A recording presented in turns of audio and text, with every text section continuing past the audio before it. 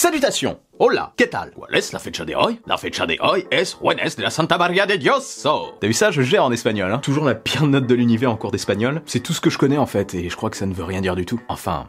ça n'a pas trop de sens. J'étais un cancre, ne faites pas comme moi, c'est bien l'espagnol. Alors, continuons ce petit guide de choix. C'est la deuxième vidéo que je tourne, juste après l'autre, hein. Et comme je l'ai dit, je mettrai les vidéos au fur et à mesure dans les descriptions des autres, enfin, vous comprenez, ou pas. Ça va être un petit peu galère, comme je compte en faire environ 850 et quelques, mais bon, j'essaierai de le faire. Je rigole, il n'y en aura pas tant que ça, normalement. Alors, autre dilemme, iPhone 12 ou iPhone 11? Hé hé.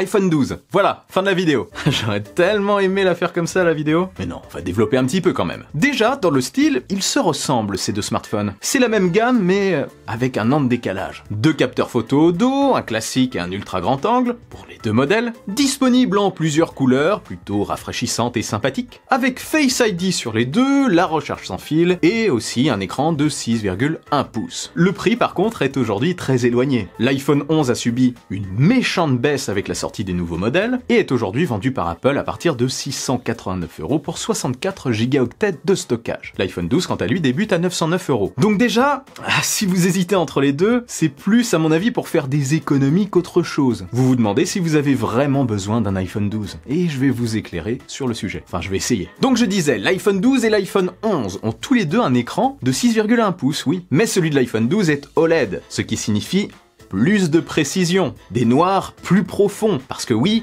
les LED s'éteignent, alors que sur le LCD, ce n'est pas le cas, donc les couleurs noires sont éteintes. Et donc ça offre un plus grand confort visuel pour moi. L'iPhone 12 a certes deux capteurs photo au dos, oui, mais ces derniers en offrent un petit peu plus en photo et en vidéo que pour l'iPhone 11. Comme par exemple l'enregistrement vidéo en HDR Dolby Vision jusqu'à 30 fps. Ça claque. Si vous êtes un vidéaste amateur, ça peut vous intéresser. Il est aussi plus résistant aux chutes, sur le papier en tout cas, je n'ai pas testé et je pense pas que je vais tester, j'attendrai que quelqu'un le fasse. Il a une meilleure résistance à l'eau, même si pour moi, ce n'est pas un facteur principal, ce n'est pas un critère important de choix, et il est compatible avec les accessoires MagSafe. Point plutôt intéressant comme je le disais dans la précédente vidéo. Mais si vous ne l'avez pas vu, je vais refaire ça vite fait. Ça permet de profiter d'accessoires magnétiques, et je pense qu'il y en aura de plus en plus à l'avenir. Les fabricants d'accessoires vont s'amuser avec ça, hein, clairement. Et ça permet aussi la recharge sans fil magnétique. C'est plus efficace que la recharge sans fil classique, parce que le chargeur est bien ajusté au niveau de la bobine, donc déjà, il n'y a pas de perte. Et en plus, comme c'est magnétique, eh bien vous pouvez utiliser en même temps que la charge votre smartphone. Ce qui n'était pas spécialement le cas avec la charge sans fil classique. Sauf avec des chargeurs verticaux, enfin. Mais on pouvait pas le prendre vraiment dans la main. Donc voilà, avec ça on peut utiliser le smartphone en charge. Comme je le dis dans beaucoup de vidéos, c'est le début de la fin du port de charge sur les iPhones. Il va falloir leur dire adios prochainement. Autre point important en faveur de l'iPhone 12, il est plus fin et plus léger de manière générale. En gros, il est plus compact que l'iPhone 11. Mais vraiment, ses bordures en plus sont bien plus fines, les bordures de son écran, grâce à l'OLED, c'est un peu plus esthétique. Donc vous vous retrouvez avec un smartphone avec une taille d'écran similaire, mais un gabarit inférieur pour l'iPhone 12, donc plus pratique à utiliser à une main. Il est également plus puissant sur le papier, encore une fois. Après, à l'usage, je ne sais pas si c'est tant marqué que ça. On verra ça dans mon test. Et il a aussi la 5G,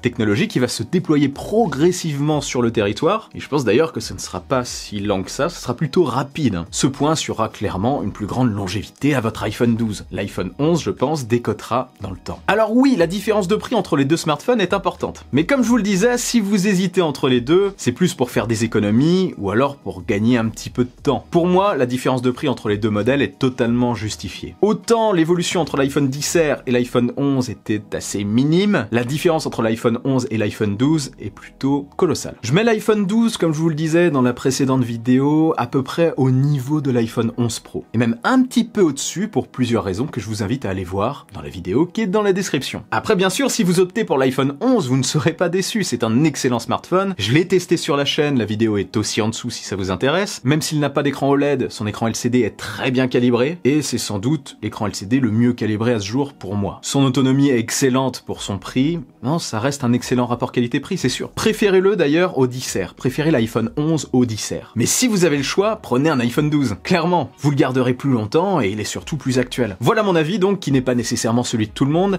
j'espère que ça vous a aidé quand même, hein. Dites-moi en commentaire quel modèle vous avez choisi, partagez-moi aussi vos questions, j'essaierai d'y répondre, même si c'est un petit peu compliqué comme je vous l'ai dit dans la précédente vidéo aussi. aussi. Dans tous les cas, je les lis, vos questions. Et aidez-vous les uns les autres dans l'espace commentaire, hein, ça sert à ça, c'est vraiment cool. L'entraide! Et bien sûr, vous retrouverez, comme j'ai dit, les liens de toutes les autres vidéos dans la description. Et si cette vidéo vous a plu et que vous voulez m'aider à passer le cap des 100 000 abonnés, partagez-la sans oublier le bon pouce en l'air qui claque. Abonnez-vous à ma chaîne et suivez-moi sur les réseaux sociaux, sur Twitter et sur Instagram. Sur ce, on se retrouve très vite pour une nouvelle vidéo. Prenez soin de vous et de votre entourage. Vive la technologie, vive le futur. Allez, salut!